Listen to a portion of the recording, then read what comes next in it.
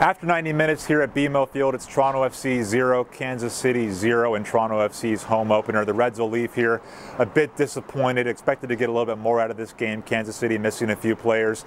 But Toronto FC, a bit of a surprise, also missing Jozy Altidore for most of tonight, who Greg Vanney elected to rest for much of this game, coming off of World Cup qualifiers with the United States. Armando Cooper also didn't play a role in this one until late.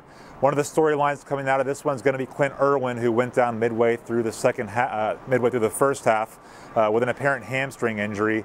Greg Vanney appeared to verify post-game that he didn't think it was too serious. Originally, it looked pretty bad on replays. It looked like a knee injury, but it turns out Irwin is going to have further evaluations tonight. It was a tough game for TFC. They were a bit off. Maybe the bye week caused them to be a little bit rusty, especially in front of goal. Jonathan Osorio had a few golden opportunities to put the Reds in front. He squandered from close range. Greg Vanney talked about that post-game, said that Jonathan Osorio does everything right until that final moment where he gets a little bit anxious or decides to use maybe the wrong part of his boot. And you saw multiple opportunities from him fly over goal. Giovinco also a little bit off tonight, misses a sitter inside 10 minutes, and that was kind of all she wrote for TFC in a pretty lackluster game, a sloppy game in the rain and the cold at BMO Field, kind of reminiscent of last year's playoffs.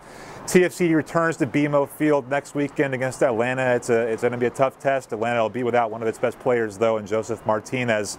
For the Toronto Sun, I'm Kurt Larson.